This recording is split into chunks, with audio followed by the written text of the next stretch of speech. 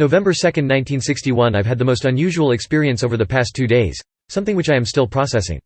It's a strange thing, the Appalachian countryside, full of superstition and folk traditions. In the eyes of those who live there, witches still roam the hills and hollers looking for unsuspecting people to hex. Even still in this modern age of science, in some places of the world, magic is king. I recently came into possession of a cottage in West Virginia. Hey, possession is a good word for it. I feel as though I need an exorcism after all that's happened over the last 2 days. My uncle had left it to me in his will, and I meant to go visit the place, but between work and everything I didn't have time. My uncle was strange, but most of my family were strange. I'm the black sheep, you see.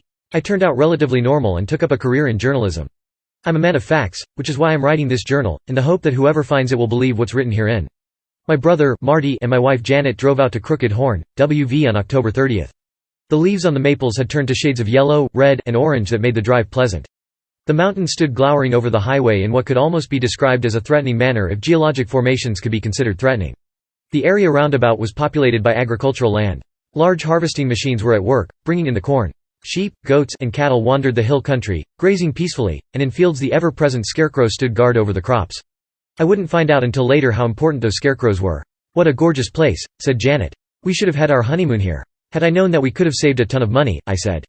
"Oh, stop it, Peter," said Janet, slapping my arm playfully. "Antigua ain't cheap," said Marty. I could see him grinning in the rear-view mirror. As we approached the middle of town, the locals were busy.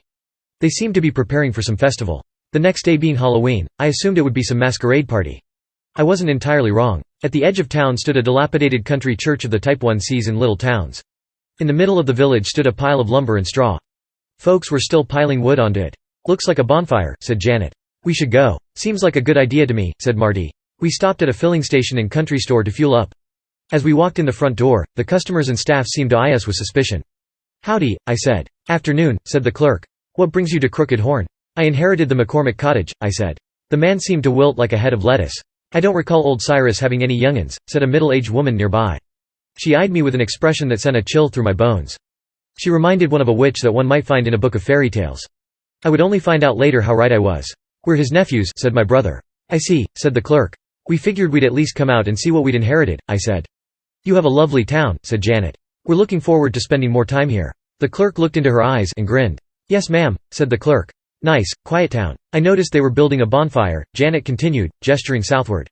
"Are you having some sort of party?" "Yes, ma'am," said the clerk. "Have it every year on Halloween." "We'd be delighted to come," said Janet. "We'd be delighted to have you," said the witch. "We start about sundown, and we don't quit till midnight," said the clerk. "Sounds like a great time to me," I said. We bought some of the local produce and went back out to the car. As we were getting back in, I spied a scarecrow in the field across the road. I swore I saw him move. We arrived at the cottage as the sun was setting. I pulled into the short, dirt road to the cottage, which lay nestled between two hills and surrounded by trees. A stream ran alongside it.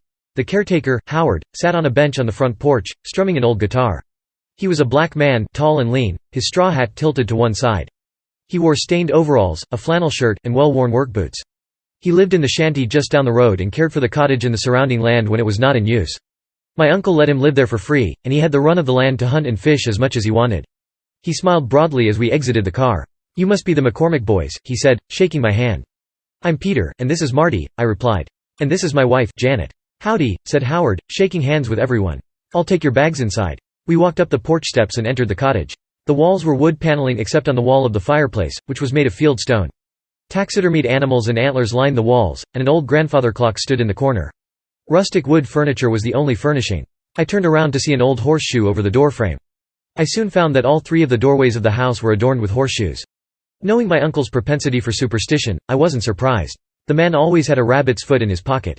"How charming," said Janet as she looked around the cottage. "Nice place," said Marty. "How's the hunting in these parts?"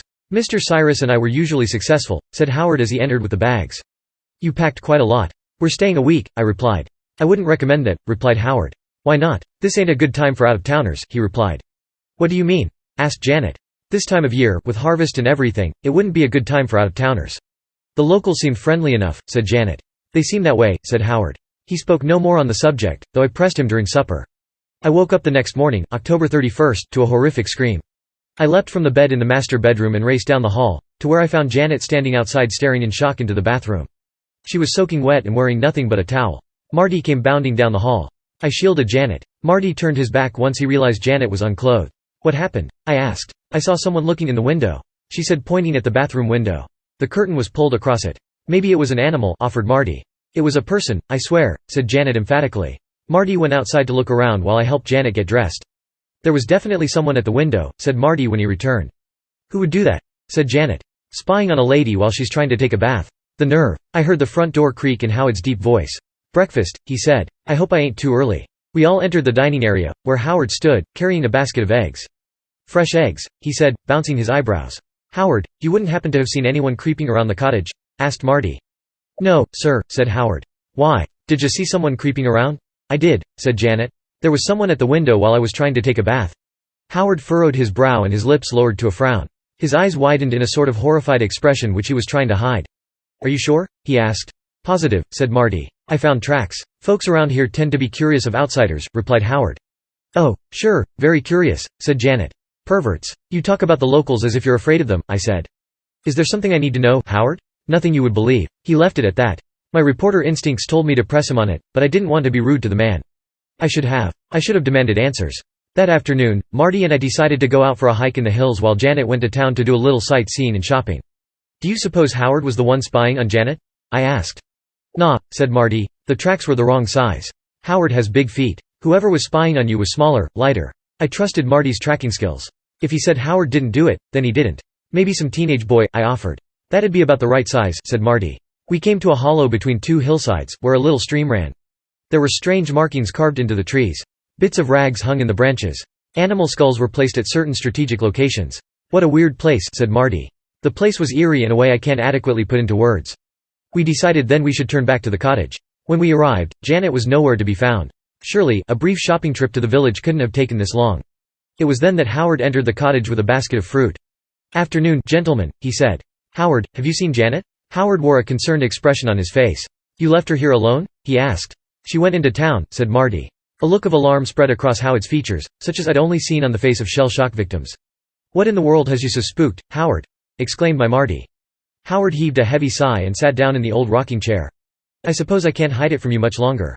Back in 1861, Crooked Horn went through a run of bad luck. First there were the locusts, and then came the blight, then the Yankees came and burned the crops and pastures.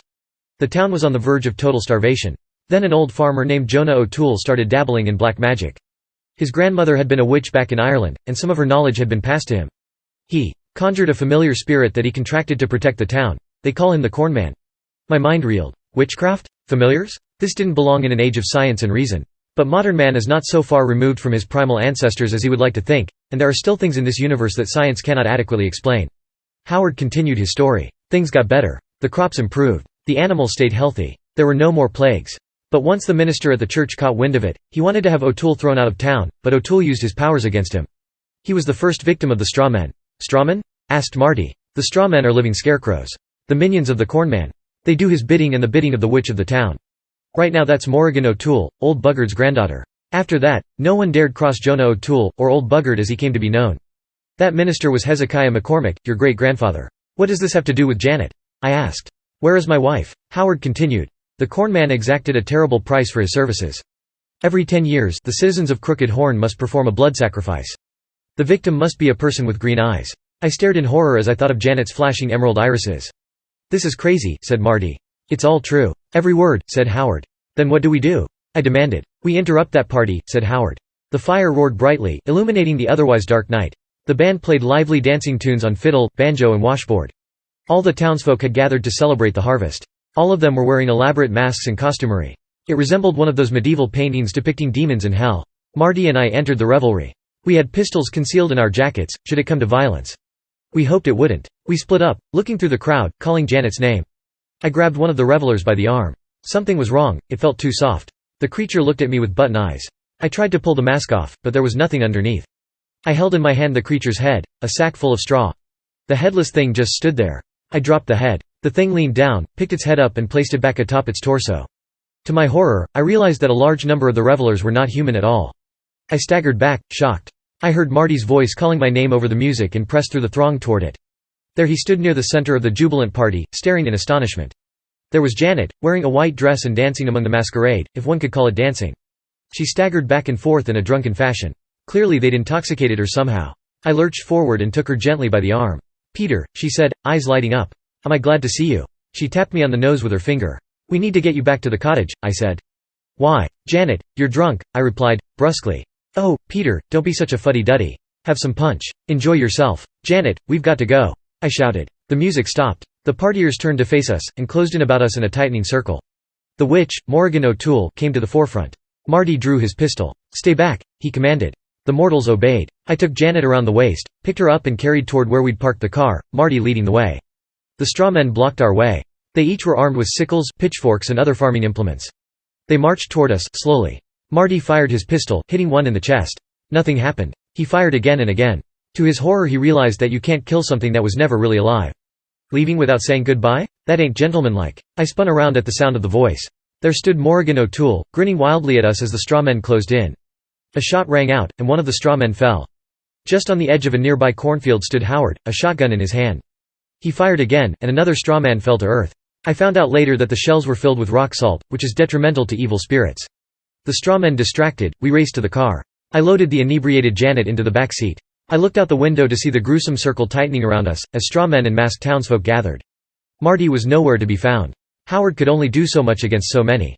We couldn't get out. I thought this was the end. Then Marty came running in, a firebrand was in his hand.